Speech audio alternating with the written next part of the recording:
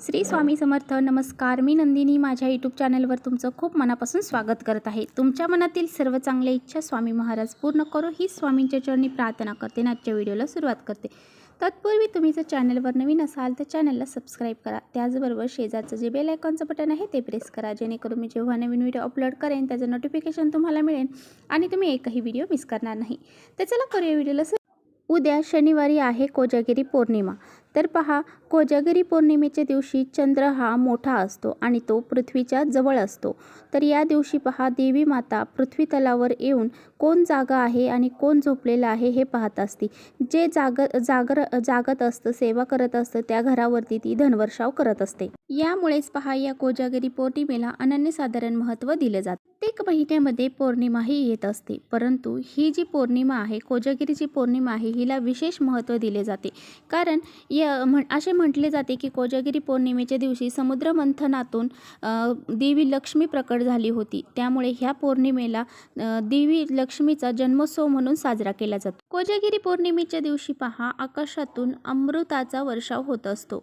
त्यामुळे चंद्राच्या ज्या प्रकाशामध्ये दूध आपण ठेवत असतो आणि त्या दुधाचा नैवेद्य आपण देवीला दाखवत असतो आणि ह्या दुधामध्ये पहा, भरपूर प्रमाणामध्ये आयुर्वेदिकता येत असते. ह्या चंद्रप्रकाशामध्ये जेव्हा आपण हे दूध घेऊन जातो आणि त्यामध्ये खूप चंद्राची किरणे पडतात आणि त्यामुळे ते दूध आरोग्यदायी बनते.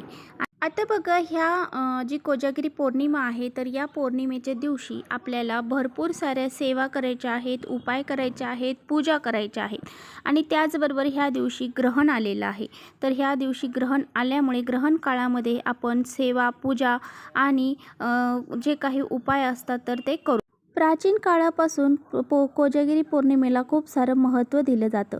त्यामुळे या दिवशी चंद्र आणि लक्ष्मी, त्याचबरोबर इंद्र आणि जे विष्णुदेव आहेत त्यांची पूजा केली जाते.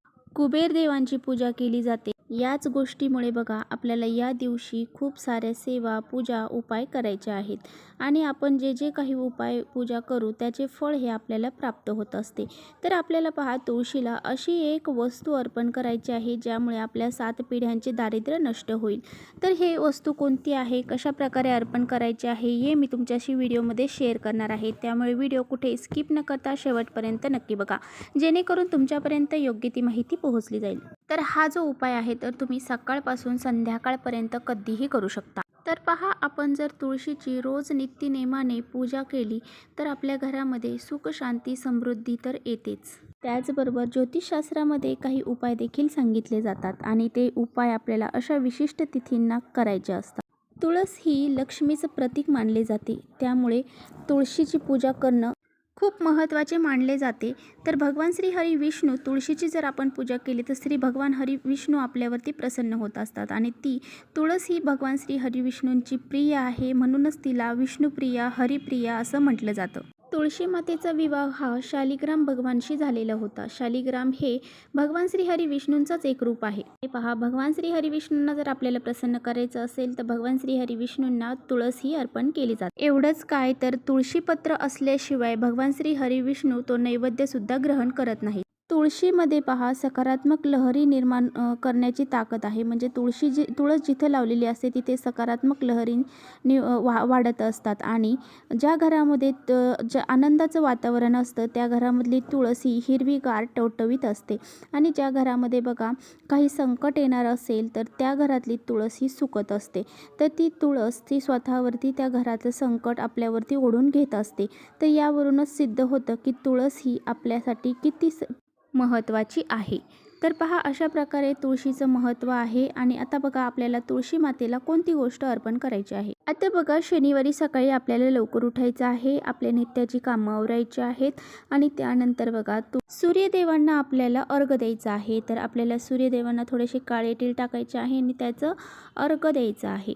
त्याच बघा, आपल्याला घरामधली जी पूजा आहे तर ती सुद्धा आवरून घ्यायची आहे. पौर्णिमा आहे तर पौर्णिमेच्या दिवशी आपल्याला विशिष्ट अशी पूजा करावी लागते. तर तुळशीची आपल्याला चांगल्या प्रकारे पूजा करायची आहे. तर तुळशीची पूजा करताना एक तांब्याचा कलश घ्यायचा आहे भरून आणि त्यानंतर स्वच्छ पिण्याचं पाणी आपल्याला त्या कलशामध्ये घ्यायचं आहे. तर बघा, तुमच्याकडे जर केसर असेल तर ते केसर तुम्हाला त्या तांब्यामध्ये टाकायचं आहे आणि हे पाणी तुम्हाला तुळशी मातेला अर्पण करायचं आहे। आता बघा तुमच्याकडे केसर असेल तर असं करा, केसर जर तुमच्याकडे नसेल तर मग आपण 1 वाटी कच्चं दूध घ्यायचं आहे। कच्चंच दूध आपल्याला घ्यायचं आहे, गरम केलेलं दूध इथे आपल्याला घ्यायचं नाही आणि कोणत्याही पूजेमध्ये आपल्याला गरम केलेलं दूध वापरायचं नसतं, कच्चं दूध वापरायचं। आता बघा हे कच्चं दूध आपल्याला तुळशी मातेला अर्पण करायचं आहे। तर तुम्ही एकतर पाण्यामध्ये केसर टाकून ते अर्पण करा किंवा मग कच्चं दूध अर्पण करा, कोणतंही एक अर्पण करा। तर बघा आपल्या घरामध्ये मुलांची, पतीची, त्याचबरोबर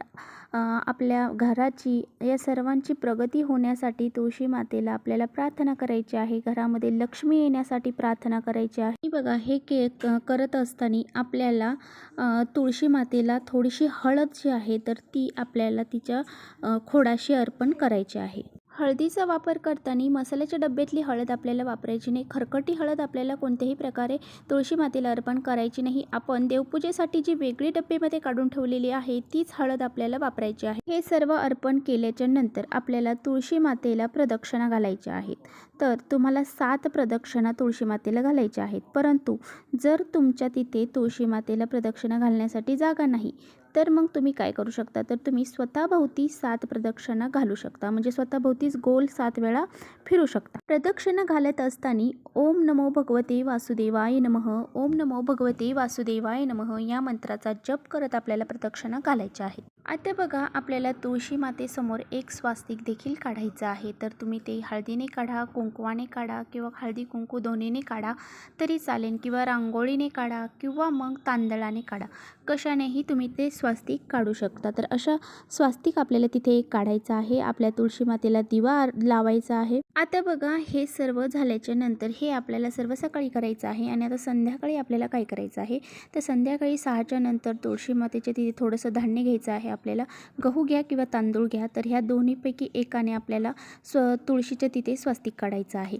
आणि पहा हे स्वास्तिक आपण का काढायचं आहे, तर पहा चंद्राचा प्रकाश या दिवशी खूप लखलखीत असतो आणि ह्या चंद्राच्या प्रकाशातच आपल्याला तुळशीपाशी असं हे एक स्वास्तिक काढायचं आहे। तुम्हाला एक असा दिवा लावायचा आहे, तो कणकेचा घ्या, मातीचा घ्या, पितळाचा घ्या, तांब्याचा घ्या, कोणताही घ्या, स्टीलचा घ्या, तर एक दिवा आपल्याला तिथे प्रज्वलित करायचा आहे। आता बघा तिथे आपल्याला त्या स्वास्तिकवरती एक दिवा लावायचा आहे, त्या दिव्यामध्ये 2 वातींची 1 वात करून दिव्यात वात टाकायची आहे आणि त्याचबरोबर आपल्याला त्यामध्ये लक्ष्मी प्राप्तीसाठी, आता बघा ह्या दिव्यामध्ये तुम्ही तूप टाकू शकता, कारण लक्ष्मी प्राप्तीचे जे उपाय करतो आपण त्यामध्ये खास कर आपण तूप वापरत असतो। जर तुमच्याकडे तूप नसेल तर मग तुम्ही तेलाचा वापर केला तरी चालेल। तर त्यामध्ये अजून आपल्याला 1 वेलची टाकायची आहे, 1 लवंग टाकायची आहे आणि 1 अखंड तांदळाचा दाणा टाकायचा आहे। तर अशा प्रकारे आपल्याला टाकून हा दिवा तिथे प्रज्वलित करायचा आहे। तर हा उपाय आपल्याला संध्याकाळी 6च्या नंतर करायचा आहे आणि हा उपाय केल्याच्या नंतर आपल्याला ज्या समस्या असतील, अडचणी असतील, त्या सर्व काही आपल्याला तिथे व्यक्त करायच्या आहेत। तुमच्या इच्छा असतील, कोणतीही गोष्ट असू द्या, तुमच्या मनामध्ये कोणतीही इच्छा असू द्या, दारिद्र्य जर तुमच्या घरामध्ये असेल ते असू द्या, सर्व गोष्टी आपल्याला व्यक्त करायच्या। आता बघा आपण ज्या काही अडचणी आहेत त्या तर देवीला सांगायच्याच आहेत, त्याचबरोबर आपल्याला आपल्या घरावरती तुळशी मातेचे सदैव आशीर्वाद राहतील, तो लक्ष्मी मातेचे आपल्यावरती सदैव आशीर्वाद राहतील, विष्णू भगवानांचे आपल्यावरती सदैव आशीर्वाद राहतील यासाठी प्रार्थना देखील करायची आहे। माझ्या घरामध्ये भरभराट निर्माण होऊ दे, माझ्या घरामध्ये लक्ष्मी येऊ दे, ती चिरकाल टिकू दे, अशी प्रार्थना आपल्याला तुळशी मातेला करायची आहे। बघा यातली जी सकाळची सेवा आहे ती जरी तुम्हाला दिवसभरामध्ये जेव्हा वेळ भेटेल तेव्हा जरी केली तरी चालेल आणि संध्याकाळची सेवा आहे तर ती संध्याकाळी करायची आहे। तर अशा प्रकारे आपल्याला हा उपाय दिवसभरामध्ये कधीही केला तरी चालेल, फक्त जो दिवा आपल्याला लावायचा आहे तो संध्याकाळी आपल्याला 6च्या नंतर लावायचा आहे। अशा प्रकारे हा एक उपाय आपल्याला पौर्णिमेच्या दिवशी करायचा आहे। तर चला इथेच करते व्हिडिओचा एंड। व्हिडिओ आवडला असेल तर नक्की लाईक करा, चॅनलवर नवीन असाल तर चॅनलला सबस्क्राईब करा। परत भेटूया अशा छानशा व्हिडिओसोबत, तोपर्यंत श्री स्वामी समर्थ।